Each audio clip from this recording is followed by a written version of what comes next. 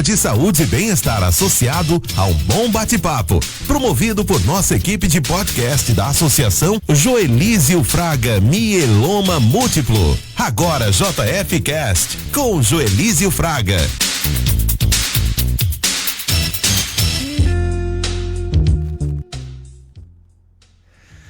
Olá, boa tarde, sejam todos muito bem-vindos a mais um episódio do nosso podcast ao vivo pela Melodia FM e pelo Instagram, @Joelis_Fraga. Hoje temos um encontro muito especial dentro do Setembro Amarelo, mês dedicado à conscientização e à prevenção do suicídio. Esse é um tema sensível, mas extremamente necessário, que merece ser falado com seriedade, empatia e acolhimento.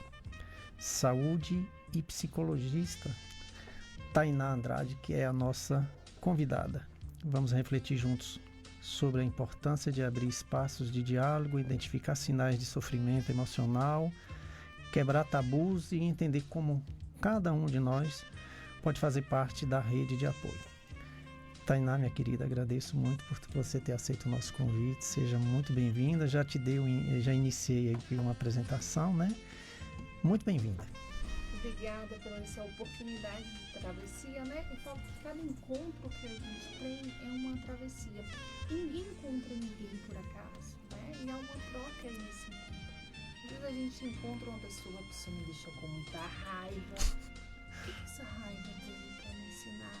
O que essa pessoa teve e que me ensinou, né? A gente já entra aí falando sobre saúde emocional. Gente, a gente está no mês de conscientização e prevenção do suicídio, né? Uma campanha, a maior campanha anti-estigma do mundo, trago pelo meu amigo Dr. Antônio Geraldo, ele é coordenador da campanha Setembro Amarelo, né? E tenho uma admiração enorme pelo trabalho que ele faz. Ele trouxe tanto essa campanha do Setembro Amarelo quanto a campanha anti-estigma, né? O que é estigma, é o preconceito? A gente sabe muito, né? Teu próprio ser lá tem um peso, um preconceito muito grande. Sim.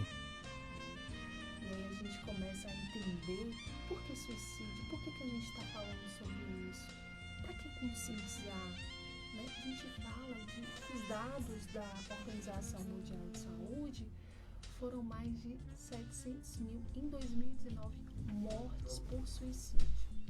Só que deixa eu te contar uma coisa, existe um processo de subnotificação. O que é? Foi por acidente que faleceu. Entendi. Né?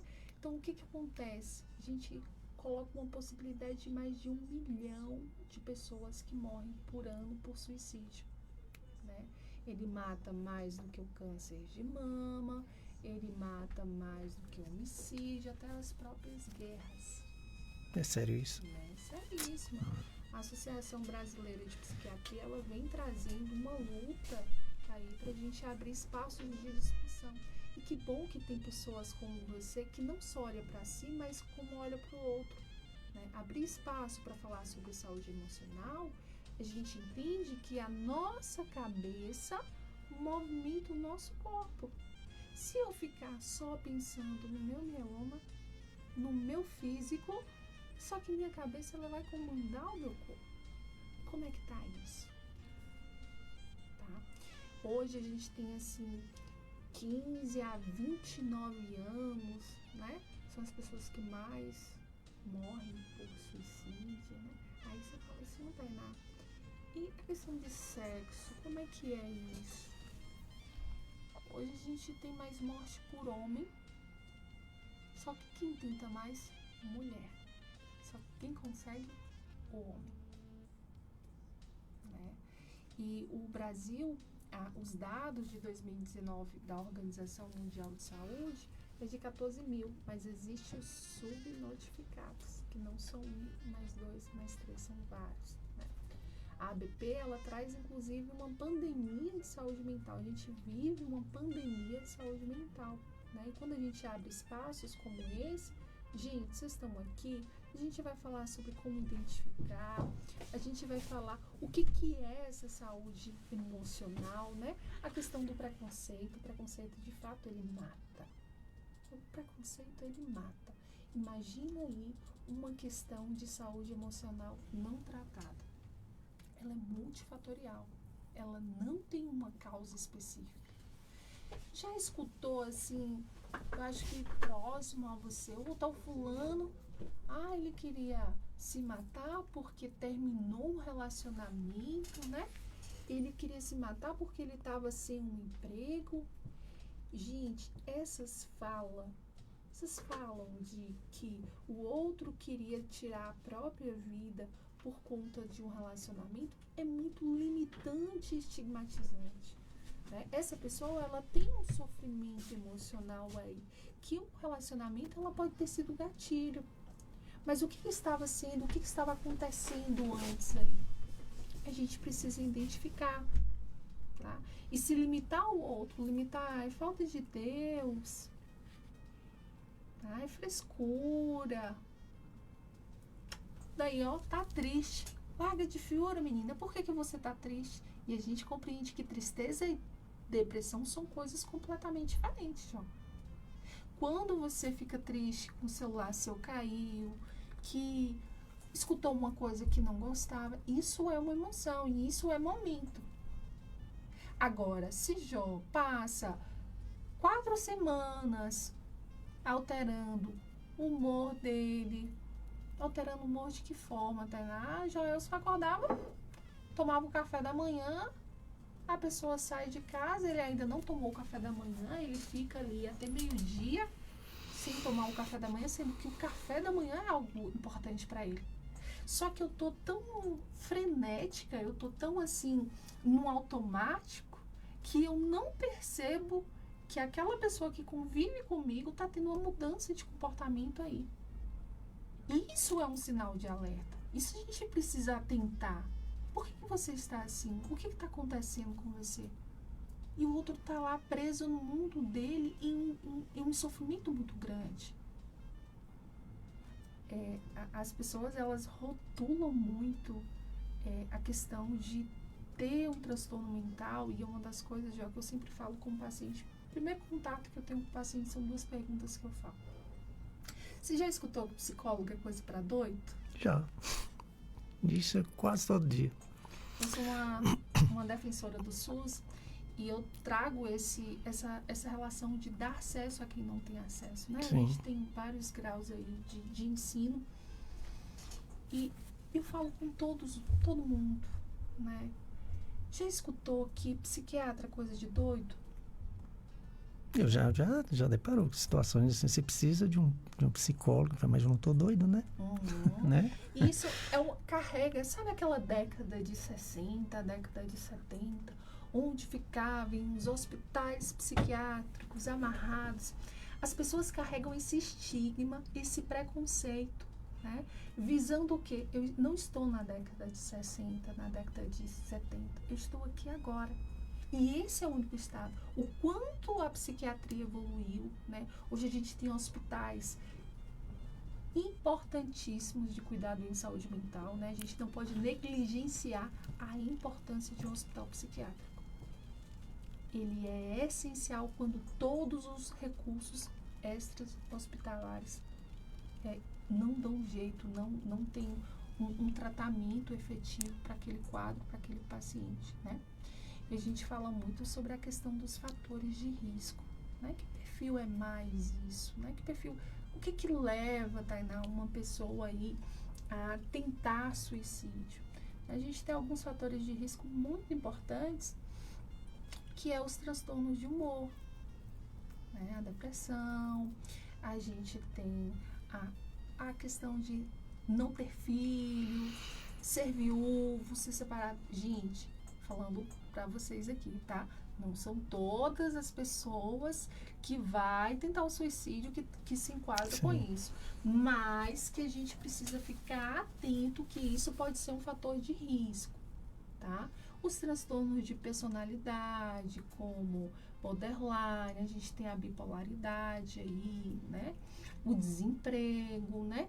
Ele influencia aí, é um fator de risco para aquela condição, tá? E os fatores, Tainá, de proteção. Quando a gente fala dos fatores de risco, a gente não pode se esquecer, Jó, da questão da baixa tolerância à frustração. Né? Menos resiliente. Uma pessoa que tem um aspecto psicológico menos resiliente, ela tem um indício maior para a gente ficar atenta a isso. Porque a vida da gente já é aquele movimento, sim, né? sim. De sobe e desce. E não chegaram pra gente e falou, gente, olha, deixa eu contar um negócio pra vocês aqui, um segredo de psicólogo. A vida, ela não é linear. Porque quando ela chega aqui, é igual batimento. Deu fim à vida. Ela não é uma linha reta. Sim. Onde tudo está feito e perfeito. É um processo de construção. A pessoa com 80 anos, ela não está pronta ainda para a vida. Ela está em construção. Porque se eu estou pronto, acabou o sentido. Que é uma eterna conquista, né? De sobe e desce. Esse movimento de sobe e desce. Ora eu tô lá em cima, Tainá. Ora eu tô lá embaixo. Ih, que gostoso. Eu tô lá embaixo. O que eu posso fazer para eu subir? Só que aí eu fico preso nesse lugar de lá embaixo. São pessoas que geralmente têm uma tendência baixa tolerância à frustração. Por que isso aconteceu comigo? Não deveria ter acontecido comigo.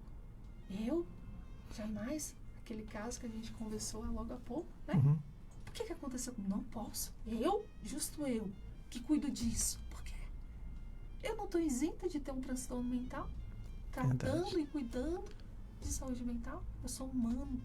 Assim como qualquer pessoa. Qualquer médico tem um potencial de ter uma doença. Inclusive a doença que ele mesmo trata. É humano, né? É humano. Você não errou aí. Você não falhou aí. Mas a gente precisa compreender que entre a vida e a morte existe a doença. Só que não te contaram isso, né? Não contaram que existe a doença. Gente, existe, tá? Vou contar pra vocês. Existe a tal da doença. Seja ela qual for, né? Seja ela qual for. Seja ela psíquica, seja ela física. Mas uma das coisas que eu pego muito no pé, Jó, é essa questão do psíquico. Às vezes a gente quebra um braço, a gente vai no ortopedista, né? A gente está com problema de visão, a gente vai no oftalmologista. Cada parte do nosso corpo tem um profissional que toma conta. Sim. Só que aí quando eu vou ao médico e eu levanto um alerta para os nossos colegas, para a medicina oncologista, que existe uma saúde emocional ali. O paciente que recebe um diagnóstico de mieloma, ele ficou triste, é normal. Ele ficou deprimido, é normal. Eu preciso rastrear. Não é dei o diagnóstico, tchau. Não. Só a secretária que vai saber se você vai voltar daqui 30 dias, 60 dias. Se você não voltar, lá, Tá nem aí, né? e eu preciso acompanhar. Essa é a realidade mesmo, viu, Tainá? Eu preciso acompanhar aí. Cadê você? Onde é que você tá? Como é que você digeriu isso? Por que eu sempre falo? Porque você, quando recebe um diagnóstico de um câncer, você tá, muitos já estão sentenciados ali, né? Porque vê que câncer é fim. Pessoal, você está vendo que o assunto é bem complexo, é bem interessante. Eu tô aqui, tenho o privilégio de estar recebendo aqui a Tainá Andrade Souza com S, né? O meu Souza é com Z. O meu é com Z. Ela é psicóloga clínica da saúde e psico-oncologista. Então, é uma profunda conhecedora do comportamento humano, né? Eu vou te fazer uma pergunta aqui, Tainá. Por que ainda é tão difícil falar sobre o suicídio de forma aberta e sem preconceito? Porque eu entro em contato com uma das coisas que eu falo muito, que é vulnerabilidade. Se eu receber um diagnóstico, eu vou ser fraco. Eu sou fraco. Eu não posso parecer fraco. E aí a gente entra na inteligência artificial. Importantíssimo, essencial para a nossa existência, mas tudo em excesso estraga. Se você mora só e você vai lá na quitanda comprar várias frutas, elas vão perder. Então você precisa estar consciente de quando você vai no hortifruti, você tem que comprar o essencial. Porque tudo em excesso ele estraga. Como eu vou parecer para o outro? Né? Como eu vou ser visto para o outro? Eu vou ser fraco, frágil. E aí a gente vem e fala o sexo masculino. Como é visto o sexo masculino? Um homem forte, trabalhador, que dá conta da casa e das despesas. Parece história de filme. Parece história de filme, mas infelizmente as pessoas se vestem dessa capa, engessam e cristalizam nessa capa e não se permite ser vulnerável. Jó, nós somos seres humanos. A neurociência comprova. Temos uma tendência ao negativo. O ser humano, ele tem uma tendência ao negativo. O que você ganhou, você não vai lembrar. Você vai lembrar do que você perdeu. Aquele dinheiro, marca mais, né? Marca aquele mais. dinheiro que eu perdi, que eu caí num golpe, e aí eu fico ruminando, parecendo aqueles boi. Meu pai tem uns boi bufo. Fica ruminando aquilo. Isso potencializa ainda mais. Mas por que, Tainá, a gente tem uma tendência a mais pro negativo? Porque a gente é primitivo. Isso é neurociência. É instinto de sobrevivência. Eu precisava ficar em alerta. Eu precisava produzir o fogo. Eu precisava ver se alguém não estava me caçando ali. Vai pegar o contexto histórico, bem primitivo mesmo. E aí o ser humano, ele tem uma tendência para o negativo. Você fala assim na questão de você estar sempre na defesa? Na defesa. Isso fica em alerta. Só que esse corpo, ele cansa. Porque eu tô sempre em alerta. Só que as pessoas acordam, vão trabalhar e seguem a vida. E como é que acontece, Tainá? Como eles seguem a vida? Imagina se eu peguei um copo e coloquei debaixo da torneira e deixei essa água cair. A vida é assim.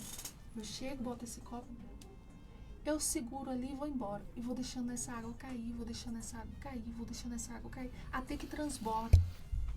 Quando transborda e a água está tão potente, aí que eu paro e falo assim, tem alguma coisa errada.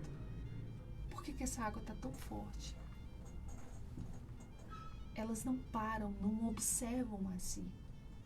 E deixam esse copo transbordar. Só que esse copo, ele não dá conta, ele não sustenta ficar uma vida toda sendo sobrecarregado.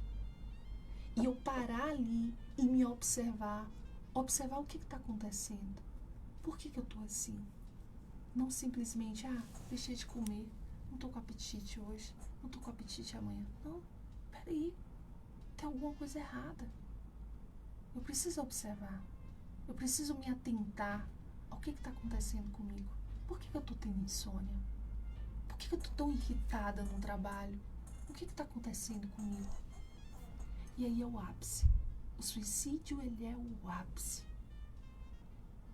É onde todos os recursos, na perspectiva da pessoa, ela acaba. Jó, vou fazer uma dinâmica. Coloca a sua mão aqui, coloca a sua mão aqui. Bora lá? Sim. Assim. Quando eu coloco a minha mão assim, você consegue me ver, não consegue? Sim. Você consegue ver a sua lateral, a sua esquerda e a sua direita? Não. Tá.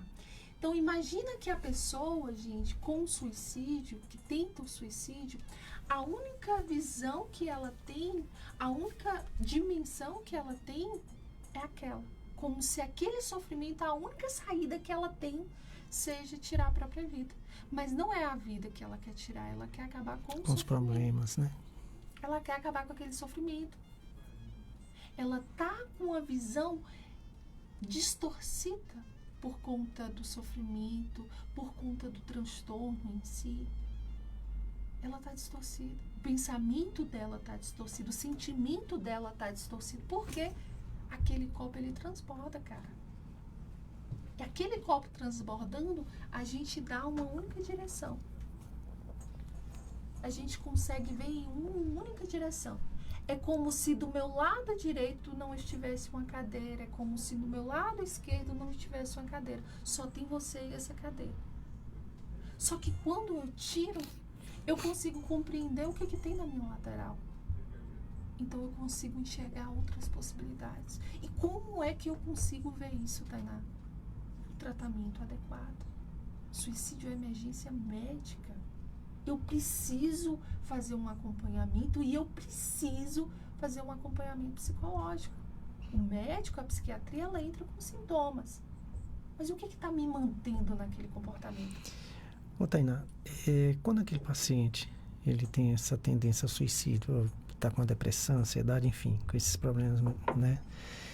Ele se isola, tá ali quietinho, então ele tá vendo Sim. que ele tá com algum problema. E aquele que vive normal, que é alegre, que tá lá vivendo uma vida normal, brincando, contando piada. Então, como é que vai saber que aquela pessoa tem esse problema?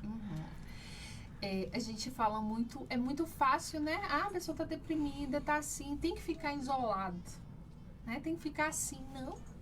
Nem toda pessoa que está com depressão, ela tá nessa situação em si. Ela vai pro trabalho, ela vai... Ele vive normal, né? Faz as coisas. É só que quem está e quem conhece aquela pessoa sabe que tem alguma coisa errada. Só que para eu conhecer, Tainá, eu preciso sair do meu piloto automático, cara. Você sentiu qual alimento que você comeu hoje? Você degustou esse alimento? Sentiu mesmo o sabor? Você só engoliu? Você tomou esse banho? Você sentiu essa água caindo? Eu tô tão frenético que essas coisas que parecem pequenas acaba sendo banal, só que não é. É um baita do privilégio. E aí eu vivo no piloto automático e eu não consigo identificar quem é que tá no meu meio. Essa semana uma amiga minha me mandou mensagem e falou assim: amiga, tal fulana, amiga da gente, sumiu do Instagram. Aí eu, sumiu mesmo. Desativou o Instagram. Uma pessoa que tem um trabalho e tudo. Pensamos, vamos mandar mensagem para saber como está, porque não mora na cidade. Então a gente precisa compreender o que mudou aí. O que está diferente. Quem está no meio consegue compreender. Quem está ali diretamente com a pessoa, é muito fácil a pessoa com depressão vir aqui dar uma palestra. Não bom, parece né? que tem depressão, né? Mas quem está no convívio diário, sabe. Entendi. O tom de voz, o comportamento, ele muda.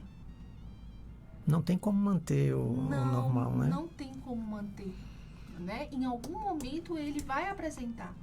Então, e existe esse preconceito até da própria pessoa de buscar essa ajuda. Sim, verdade. E aí, gente, tudo que a gente não cuida, cresce. Falo com meus pacientes. Tudo que você não vê e não cuida, cresce. Pega uma planta, coloca num jarro menor.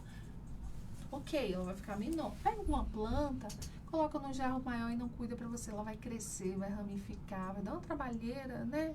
Então, quando a gente... Tudo tem tratamento. A gente tem potencial de viver essa existência, cara. A gente tá andando, a gente tá respirando. Isso parece a maior bobeira, só que não é. Sabemos que não é. Sim. Eu não preciso entrar no quadro de um mieloma múltiplo pra eu entender que a vida é preciosa. Sim. Mas às vezes uma situação adversa precisa me dar uma sacolejada. Pra que eu entenda que gostoso. Tomei água agora num copo. Parece bobo. Estou com minha sobrinha aqui na sala, parece bobo. Eu sempre posto algumas coisas para alertar o paciente, né, de que as mínimas coisas têm que ter aquele valor. Eu, quando fui diagnosticado, com 1 ou 2 meses depois, eu tomei 96 comprimidos de morfina em um mês. É muita dor.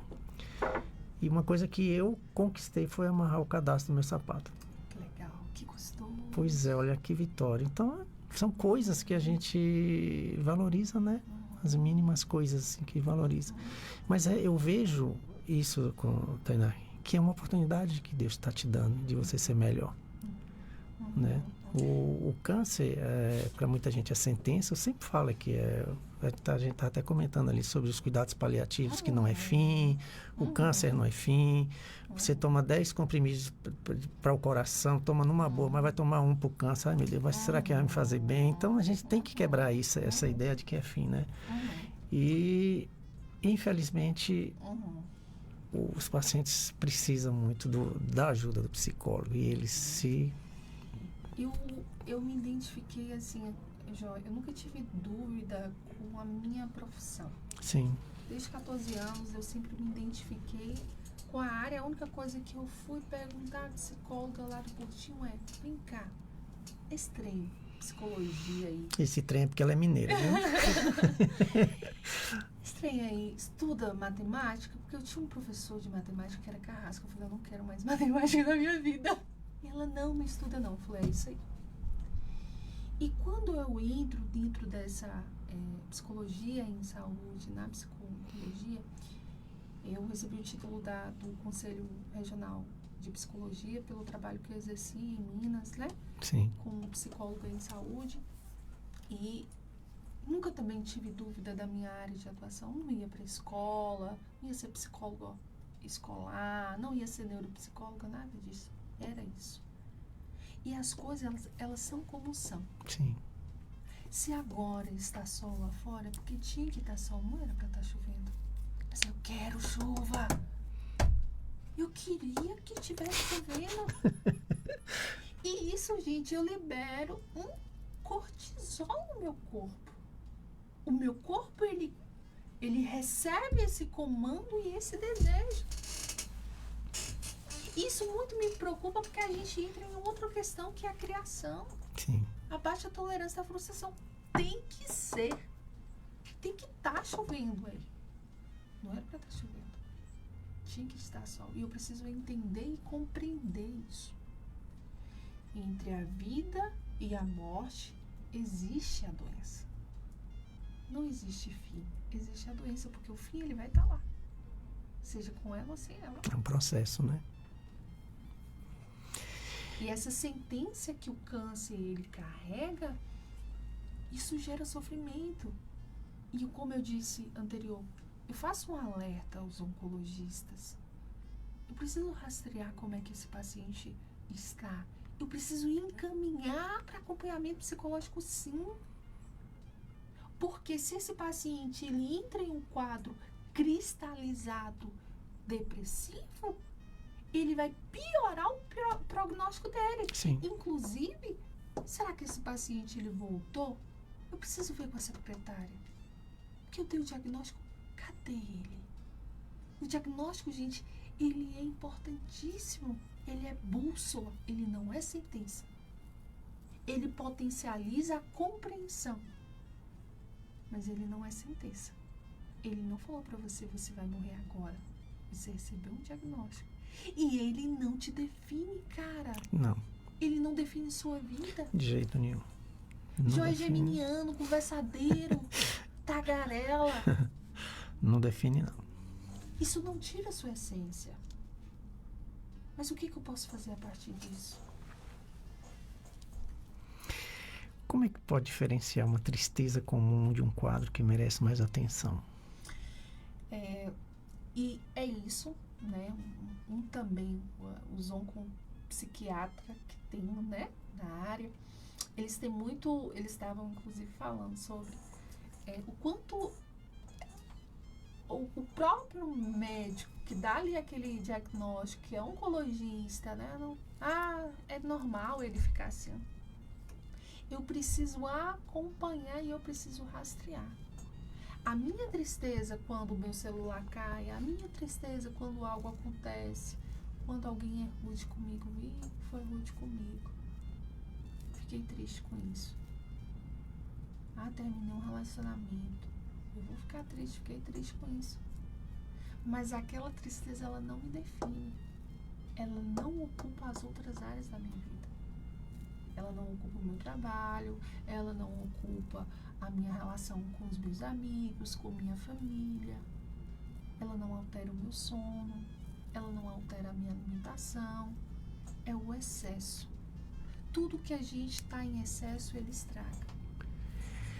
Eu tenho um paciente, e vou te contar uma historinha aqui, e você dê a sua opinião sobre isso. Eu tenho um paciente que ele é do Pará, 6 filhos, mototaxista, produz hoje para comer hoje.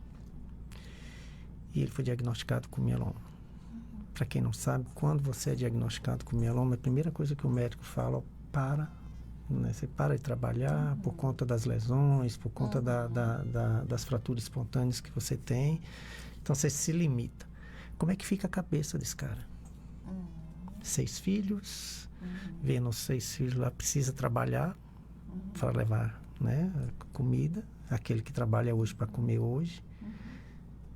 E ele mantém tudo e ele tem que trabalhar. Tem uma moto que está financiada, 60 meses. Como é que fica a cabeça de uma pessoa dessa, Tainá? O filho é fator de proteção para ele. Sim. Tá? O filho é fator de proteção para ele. Não conheço a história dele como um todo, mas esse recorte, né? Sim. Que permite entender que esse filho, ele soma substâncias essenciais por essa busca. Ele não se limita por essa busca. Tá? Ele faz dessa doença, ela faz desse diagnóstico ressignificar, ou seja, dar um novo sentido. Ele não vai me definir. Eu vou continuar fazendo porque existem pessoas menores que precisam do meu mantimento, que precisam da minha renda. Existe sofrimento? Existe. O sofrimento é inerente à condição humana. Com mieloma, sem mieloma. Existe. Socialmente falando. Mas ele não coloca isso enquanto um lugar maior na sua vida. Ele compreende, talvez, que esse sofrimento ele possa existir. Mas que ele também não me define. Porque saber que aquela pessoa que eu amo, ele tem um alimento em casa, isso também potencializa uma sensação de prazer e de endorfina. Mas existe sofrimento aí. Muito. Tá? Eu a parabenizo, não a conheço. Mas você não tá só. Que bom que você tá nessa existência. Ninguém vem nessa existência por acaso. E resumindo, hoje nós conseguimos dar um suporte para ele, né? Ele tem já cestas básicas, entendeu? Então a gente conseguiu. Então, por isso que é importante os grupos de apoio para esses momentos assim. Sim, que a gente tá né? Porque quando você chega e fala infelizmente, Tainá, não é todos os médicos que conhecem o mieloma. Sim. Entendeu? Sim. Os problemas maiores do mieloma são o diagnóstico errado. Não saber o que é. E tratar a queixa e não a causa. Entendeu? Então, esses pacientes começam a sofrer, vai sofrendo com muitas dores, tratando errado, tomando anti-inflamatório que não pode, por conta dos rins, enfim. E quando vem receber o diagnóstico certo, já é tarde. Já está lá com hemodiálise, fraturas. Eu tenho 48 fraturas na vértebra e coluna. Mas calcificou por conta do diagnóstico cedo. Sim. Entendeu? Isso fez toda uma diferença, né? Sim, sim. Que bom que você teve acesso a sim, isso. E quantas pessoas não têm acesso? Pois é, então por isso que eu abracei essa causa. Imagina. Entendeu? Hoje eu tive o privilégio de ter um médico que é meu amigo mesmo. Todo o prazer de falar, Dr. Leonardo Cunha. Sim, muito bom. Que bom é pouco, ele é ótimo. ele é maravilhoso, ele é meu amigo, me acompanhou, nós viramos amigos, médicos hoje amigos, você entendeu? É ele e o meu hematologista de Belo Horizonte. Você entendeu? O hematologista de Belo Horizonte encaminha para mim os pacientes dele. Aquele que precisa de um apoio, fala, vou morrer, não vai morrer não, procura a Joelise ali, que ele vai te colocar no grupo e tal, e vai acompanhar, e vai estar caminhando contigo. Aproveito a oportunidade de você, como psicóloga, de agradecer a uma psicóloga que trabalha com a gente, que é a Jovira, que conseguiu equilibrar uma paciente que tinha fobia à agulha. Imagine uma paciente com fobia à agulha, como ela... Imagina. Foi encaminhado pelo Dr. Anderson, né, que é o meu hematologista. Hoje até está lá na minha página, hoje ela já está bem, fez o transplante e está andando lá nos patins e tudo, né, e conseguiu, graças a essa profissional, que é a psicóloga. Como é importante. Eu já tive um caso, você trazendo aí, né? A gente fala muito sobre a psico-oncologia, né? Desses casos em específico. E a enfermeira chega para mim e falou, tem um paciente ali, que ele tá com diagnóstico, tipo de CA, não me recordo agora na memória. Mas ele trouxe que era para ele ter esse diagnóstico porque ele já fez muita coisa errada. Está pagando. Eu estou pagando pelo que eu já fiz. E aí não aceitam o tratamento, porque eu estou pagando, eu preciso deixar que essa dívida tome conta de mim. Sério, isso não é? E aí a gente vem de uma perspectiva de tabu mesmo, né? Como se esse câncer, ele existe porque eu estou pagando uma dívida. Imagine só o peso e o sofrimento por isso. Não aceito tratamento, estava no estágio inicial, foi um diagnóstico recente, então tem possibilidade de um tratamento intervencivo inicialmente, né? Uhum. E aí, vou acompanhar esse paciente solitário. Morava em casa só, fui fazer a visita que eu faço atendimento a domicílio, desconstruir isso. E é um processo muito doloroso. Poder compreender que essa doença ela não me define enquanto comportamentos anteriores, mas que ela faz parte da minha existência. Faz parte da minha existência e pode fazer parte de qualquer existência, mas que ela não me define aí. E aí ele vai, inicia o tratamento, faz todo o processo de tratamento. Paciente, imagina aí, se a gente não entra com intervenção. O paciente perde essa experiência que é viver. Sim. E a melhor opção é viver. Com doença, sem doença. Com sofrimento, sem sofrimento. A melhor experiência da gente é o viver, eu estar aqui. Para desfrutar isso, sabe? O que não dizer para uma pessoa que manifesta ideação suicida? Ai, larga de besteira. Tira isso da sua cabeça, né? O paciente tentou suicídio. Mas depois volta pra semana, vai fazer suas coisas. Isso é um exemplo, tá, gente? Caso fictício. Sim. Volta a fazer suas coisas. Já tá bom já. Precisa mais nada não. Precisa de um tratamento adequado. O paciente que tentou, ele não vai tentar a vida toda. Ele precisa de um tratamento adequado. Agora, eu não vou rotular esse paciente, julgar esse paciente. Primeiro, eu escuto. Mas não é eu escutar. Ei, Joelson. Aí você me pergunta. Aí eu pergunto de novo. Não é eu escutar e interromper. É eu simplesmente escutar. Eu não tenho nada para falar. Não sei nem o que dizer. Não dica. O próprio silêncio já é uma fala. Escute ele. Esteja de fato atento ali. Não na conta que você tem para pagar. Mas onde é que você está agora? Eu estou conversando com ele. E eu possibilitar conversar com ele atentamente. Sem julgar. Larga de besteira, larga de frescura. Tira isso da sua cabeça. Não, o que eu posso fazer para te ajudar?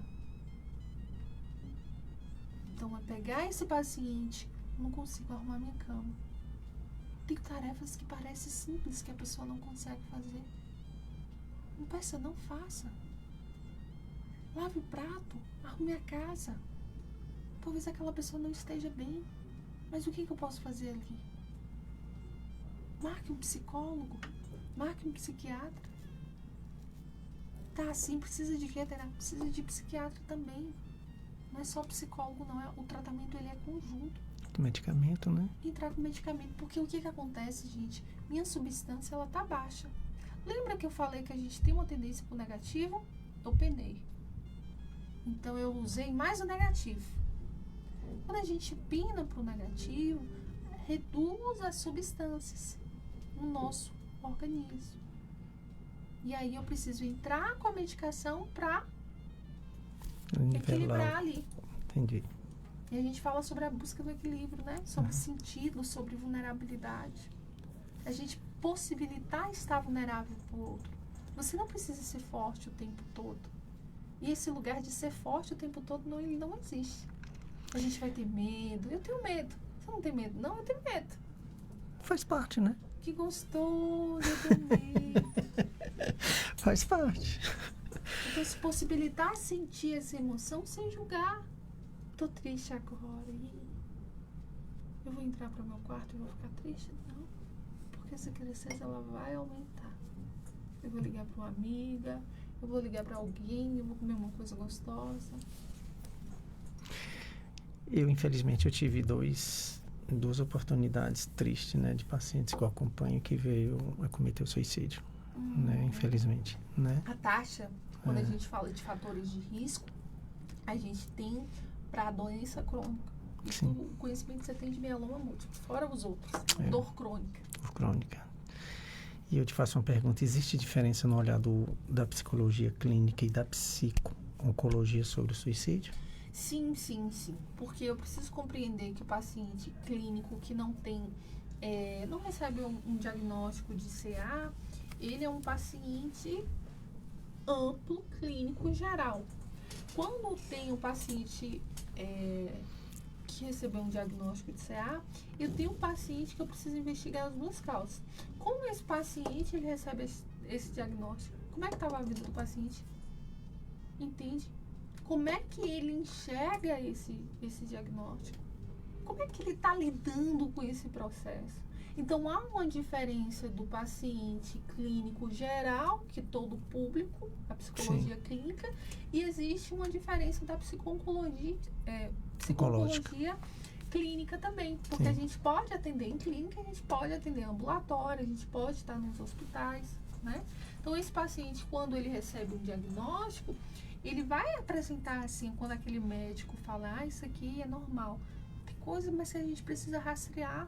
Porque se esse paciente ele entra num quadro avançado e cristalizado dessas emoções, isso piora o prognóstico dele. Isso é inflamatório. A depressão ela é inflamatória, o CA ele é inflamatório. Então elas conversam entre si, ela é sistêmica. A depressão ela é sistêmica, né? Então ela afeta todo o nosso corpo. Ela não afeta só a questão do raciocínio, do pensamento. Ela não afeta só isso. Ela afeta o meu meio. Né? O CA ele afeta também porque ele é inflamatório. Então eles precisam caminhar juntos. Porque nosso corpo, nossa cabeça, movimenta o nosso corpo. Que movimenta o nosso meio. Então quando nossa cabeça ela não está bem, nosso corpo não está bem e nosso meio não está bem. Nada está bem, né? Quais são os maiores fatores de risco associados ao suicídio? É como a gente falou, o transtorno de personalidade, os transtornos de humor, né? Paciente desempregado, paciente que tem conflitos interpessoais muito grandes, paciente mais com uma perspectiva impulsiva, né? Esses pacientes, eles têm um potencial gigantesco. O gênero masculino também é um fator de risco, né? No sentido, eles cometem mais do que mulheres, só que quem tenta mais é mulheres. Tem mais coragem é o homem, né? As doenças crônicas aí, né? Então, essas doenças crônicas é também um fator de risco, né? O isolamento social, aquela pessoa com baixo convívio social, a gente fala de 4 níveis de saúde dentro da psicologia em saúde. A saúde física, a saúde mental, a saúde social e a saúde espiritual. Elas precisam estar em conjunto. Sim. Eu definiria a vida como uma busca de equilíbrio e uma tomada de consciência. Ontem eu estava conversando com a doutora Pamela, ela é veterinária, e ela me falou um negócio que eu não sabia. Não sei se você sabe que o índice de suicídio entre os veterinários são grandes. Sim, sim. Que eles são os maiores, eles e policiais, Sim. né? De veterinário eu não sabia, eles absorvem muito o sofrimento dos bichinhos lá, né? Sim. E acaba se... Tem lugares, um exemplo, a gente tem o Sul. O Sul tem uma taxa maior. Por que o Sul tem uma taxa maior? Por conta da exposição à vitamina D, por conta daquele chimarrão, estimula a cafeína, né? Como eles se organizam na questão da estruturação familiar. Então, a cultura, ela pode influenciar na taxa e no aumento, entende? Então, assim, a gente compreender que o suicídio, ele não é uma fraqueza. Sim. Você Mas pode para muitos são, né? e deve buscar ajuda. Você Sim. não tá só aí, cara. Né? Isso tem tratamento, isso não te define enquanto pessoa. Né? Mas olhar para isso e o que eu posso fazer com isso? Isso não tá legal? Isso é uma forma muito assertiva aí. Eu acho também, Tainá, que é importante a participação da família, né? E como é que os familiares podem lidar com a própria angústia ao acompanhar esse processo? A família, inclusive, ela pode ser um fator de proteção, pode ser um fator de risco. Isso, né? Né? Isso eu te falo com experiência própria, com acompanhamento, que às vezes o familiar atrapalha muito, né? Já vê, a gente tem caso interessante de que o paciente está bem, mas você está bem mesmo? Você está bem mesmo? E a família, ele está lá bem. Como se eu não pudesse ficar bem. Bem, ele lá está muito focado, muito disciplinado no seu tratamento, mas a família não acredita porque acha que ele está mentindo. Entendeu? Então acaba, ó, sobrecarregando ele, e ele fala, eu quero sumir. Né? Não aguento mais, eu tô falando que como se eu não pudesse ficar bem. Eu posso ficar bem, eu tenho direito, porque a doença, ela não me define. Não. Né? Então por isso que eu falo que a família às vezes ajuda e às vezes atrapalha, né? É isso, né? Eu posso ser um fator de risco ou posso ser um fator de proteção. Acolher esse familiar, né? Perceber, estar atento a. Né? Estar atento ao meu dia. Porque se eu não consigo me perceber, como é que eu vou perceber o outro? Eu não consigo sentir o gosto do café, eu só engulo o café. Como é que eu vou perceber meu marido? Sim. Como é que eu vou perceber meu filho? Eu preciso estar atento a mim para conseguir estar atento ao outro. Esse outro, ele muda uma rotina. Quando meu marido, ele deixa de tomar o café da manhã e ele ama tomar o café da manhã, alguma coisa errada tá, né? E isso se repete. Ele acorda mais tarde, ele gosta de acordar cedo.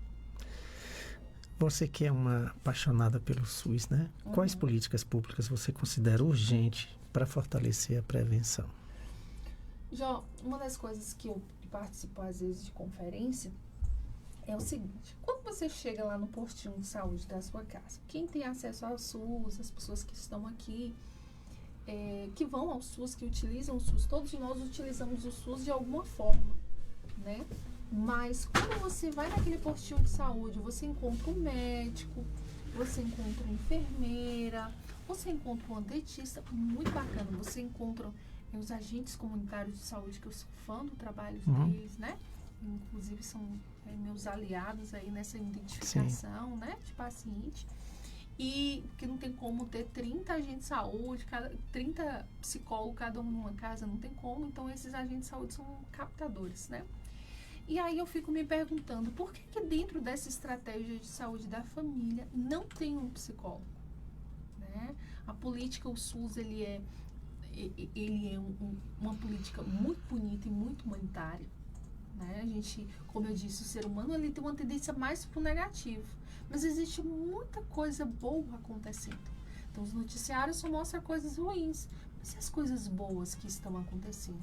Porque o ser humano, ele tem uma tendência ao negativo. Então, eu vou querer ver coisas negativas. Eu acabo falando, o SUS não presta, o SUS é isso, o SUS é aquilo. Mas por que não tem dentro dessa equipe de estratégia da família um psicólogo em cada área? Porque são divididos por área. O que acontece? Coloca um exemplo, um município de 6 mil habitantes, coloca um psicólogo para 6 mil habitantes. Eu que lute. Né? Então, assim, tem 3 postos de saúde. Por que não colocam um psicólogo em cada posto de saúde? Por que não dá acesso às pessoas? E aí a própria política acaba sendo estigmatizada, porque eu só olho o físico e o mental. Sim. Né? Ter espaços e políticas públicas que reforcem a prevenção do suicídio, isso é muito importante. Que seja aqui no município de Vitória da Conquista, para abrir espaços e falar sobre isso, né? Cores nas prefeituras, nos espaços públicos, levantando a bandeira aí de que você não está só, né? E dar acesso, porque não adianta eu levantar a bandeira e não ter acesso. Sim. Quais os recursos de apoio estão disponíveis para quem busca ajuda imediata, principalmente aquele paciente mais carente? O paciente mais carente, ele pode entrar em contato com um agente comunitário de saúde, né? Ele pode ir direto no postinho de saúde. O médico, ele tem por obrigação de cuidar do todo, inclusive saúde mental. A enfermeira que está lá no postinho de saúde, ele tem por obrigação de cuidar do todo. E dentro disso, ele faz o trâmite do encaminhamento, né? Mas existe as portas abertas aí que a gente tem, os CAPs. Sim. Né? Vários tipos de CAPs. Então, paciente que está com dependência ao uso de substância, que também é um fator de risco, ele vai buscar diretamente o CAPS-AD, né? E as portas de entrada, que é o CAPS-1, né? Se for infantil, né? Que também a gente não acha que não acontece sim. Eu vou para o CAPS-I, né? Que dá esse acesso a essas pessoas. Ambulatório de saúde mental, né? Mas, assim, todos os profissionais deveriam estar atento a, né? Então, quando o paciente ele chega com uma queixa, eu preciso identificar como é que está o fator estressor dele. Porque o estresse ele é importante, mas o estresse demais, ele sobrecarrega. Como cada um de nós pode ser parte dessa corrente de cuidado e prevenção? Não julgando, abraçando, acolhendo, escutando, né? Não rotular o porquê que você tá assim. Pra que você tá assim? Essas falas estigmatizantes, sabe? Por que você não escuta o outro? Não abraça esse outro? Tenha momentos com essa pessoa, já que ele tem um significado para sua vida. Você vê que já passou, já deu uma hora. Deu uma hora já. Deixa a gente viver mais tempo. Para finalizar, Tainá, qual é o maior aprendizado que você, como psicóloga, leva das pessoas que já conseguiu ajudar a ressignificar a dor? Sentido, propósito de vida. Nada fixo permanente. Agora mesmo, antes de vir para cá, eu recebi uma mensagem linda de uma paciente. Obrigada por você não me deixar desistir. Nunca estive tão feliz assim. Casada, casou. Vou te convidar para o casamento. Eu vou, tem bolo, gosto de bolo. Amo bolo. Pão de queijo. Gosto de bolo demais. E entender que o que acontece comigo. Eu preciso entender e compreender como é que eu estou ali. Não passar nesse piloto automático da vida, porque se cumpre. A vida é muito preciosa e sagrada, mas eu preciso estar de fato nela. Não viver por viver. Não viver por aparência. Não viver pelo outro. Viver por mim. O que dá para eu fazer por mim aí? Como é que eu estou aí? Não pensar no outro só, mas em mim também. Tá? Então essa compreensão de como eu funciono, isso é o maior aprendizagem que a gente pode ter. Não viver, sair de fato desse piloto automático. Que gostoso, a gente tá num bate-papo interessante aqui. Vamos dar sequência depois? Porque ficou aqui uma porrada de perguntas aqui que não teve como, né? Vamos marcar. Porque, né? Vamos marcar para dar uma sequência, porque é um tema, não só o suicídio, mas a depressão, a saúde mental em geral, né? É necessário, principalmente para o paciente. Com certeza, a gente pode marcar, sim, né? Com certeza. E fazer um pouquinho sobre cuidados paliativos, sim, né? Importante. Tanto que com os pacientes, quando nos procuram, a gente primeiro vai cuidar da cabeça dele para ver como é que está a situação do mieloma. Que bacana. Né? Como eu queria escutar isso dos médicos, né? Não, mas Porque... Nossa, eles estão eles estão perdidos, ele precisa do apoio do psicólogo ali, naquele momento. Infelizmente, não é todos que pensam da mesma maneira, não redirecionam para o tratamento correto, né? Você pode sim viver com melô. Sim. É dureza, né? Eu não tô falando que é fácil, não. Mas ele também não te define, não. Não. De jeito nenhum. Querida, muito obrigado mesmo, viu, por você ter dado. Nossa, você é top demais. É tanto que você já está intimada a gente fazer um pode outro, deixar, né? Pode deixar. Só lembrando que hoje começa o 2º congresso de transplante de órgãos e tecidos lá no SEMAI, né? Nós vamos estar lá prestigiando também. A doutora Ednei lá já é retada mesmo, sensacional as meninas, Karine. E semana que vem nós vamos estar de volta. Esse podcast, como todos os outros, vai estar disponível completinho no YouTube. Acho que nós tivemos problema na internet, mas vai estar lá tudo completinho lá no YouTube, no Spotify, viu? Sim. E semana que vem a gente está aqui de volta.